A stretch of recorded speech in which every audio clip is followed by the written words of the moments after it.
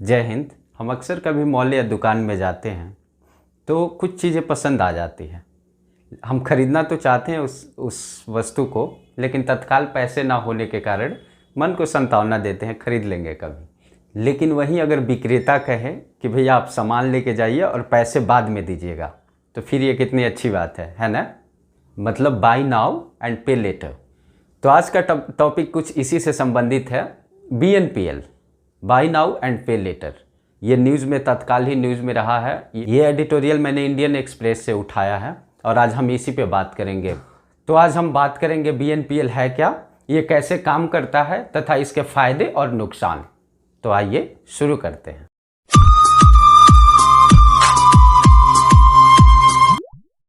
E-commerce website से shopping करने वाले लोगों को ये ऑप्शन काफ़ी पसंद आ रहा है, BNPL, और इसी वजह से ये आजकल न्यूज़ में चर्चे में है। अमेज़न हो या फ्लिपकार्ट हो, सारी जो ई-कॉमर्स साइट्स हैं ये ऑप्शंस काफ़ी यूज कर रही हैं।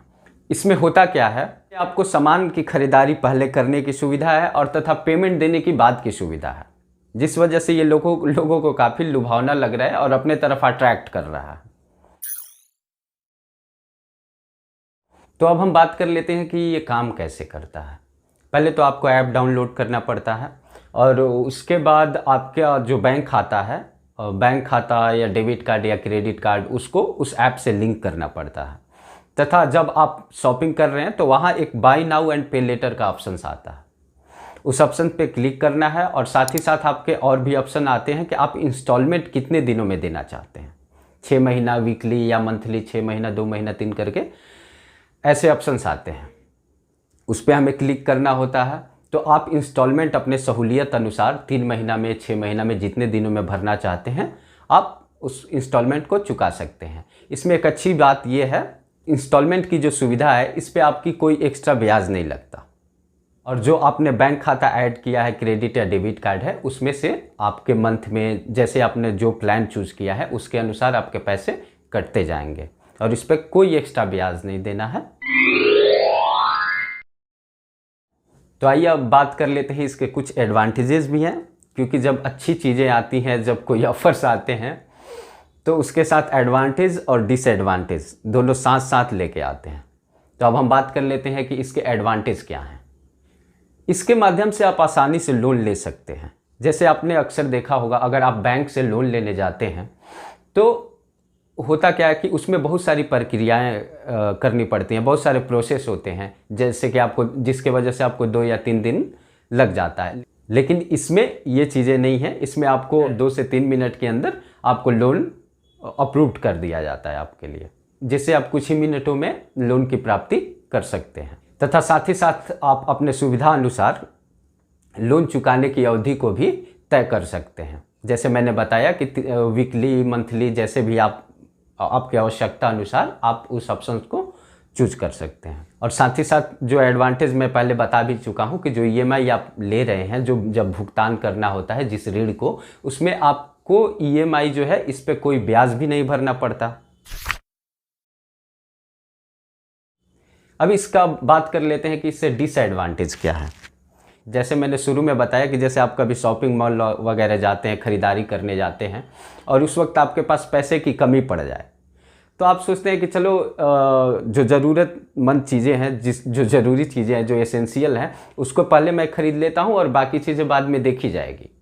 तो आप तुरंत व्यय करने से बच जाते हैं। लेकिन इसमें सुविधा है कि हाँ खरीद लो और पे बाद में करना। तो इससे क्या होता है कि हमारा फिजूल खर्चा जो है वो बढ़ने की संभावना बढ़ जाती है, फिजूल खर्चा बढ़ जाता है। तो ये एक मार्केट का साइकोलॉजिकल हैक है जो कि फिजूल खर्चे को बढ़ावा देगा आपके लाइफ में, अगर आप ये इस्तेमाल करते हैं। और साथ ही साथ इसकी एक और डिसएडवांटेज है। दूसरी डिसएडवांटेज की बात कर लेते हैं। जैसे आपने EMI की जो डेट तय की थी, जैसे आपको 3 महीना में EMI भरना है, अगर आपने 3 महीने में EMI नहीं भरा तो होता क्या है कि आप पे वो कानूनी कार्रवाई भी करवा सकते हैं। और साथ ही साथ अगर आपने 1 से 2 बार ऐसी गलतियां की तो आपकी सदस्यता भी ख़त्म हो सकती है। उस ऐप से आपकी सदस्यता ख़त्म कर दी जाएगी और साथ ही साथ ये आपके क्रेडिट कार्ड का जो स्कोर है उसको भी प्रभावित कर सकता है। तो इससे भी सावधान रहने की ज़रूरत है। पूरे विश्व में आजकल फ़िलहाल 100 से अधिक BNPL कंपनियां मौजूद हैं जो आपको BNPL की सुविधा उपलब्ध कराते हैं। बढ़ते डिमांड को देखकर अनुमान लगाया गया है कि 2025 तक $482 मिलियन का इसका मार्केट वैल्यू होने वाला है।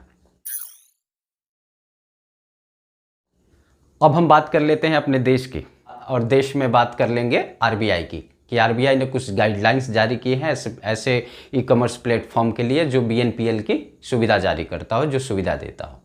RBI ने BNPL को 3 कैटेगरी में बांटा है।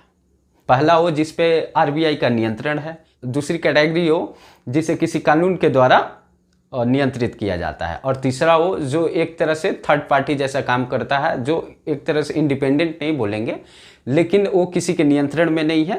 तो RBI ने ये इसको 3 कैटेगरी में रखा है, और लोगों के लिए जो RBI के अनुसार जो ई कॉमर्स कंपनियाँ ऐसी सुविधा प्रोवाइड करती हैं और वो RBI के नियंत्रण में आती हैं, उनके लिए गाइडलाइन जारी किया है RBI ने, और बताया है कि सबसे पहले तो ई कॉमर्स वालों को चेतावनी दिया है, बोला है कि जो आपकी गाइडलाइंस हो उसको पहले लोगों के सामने ट्रांसपेरेंट रखिए, ताकि लोग समझ सके कि आपके नियम और शर्त क्या है।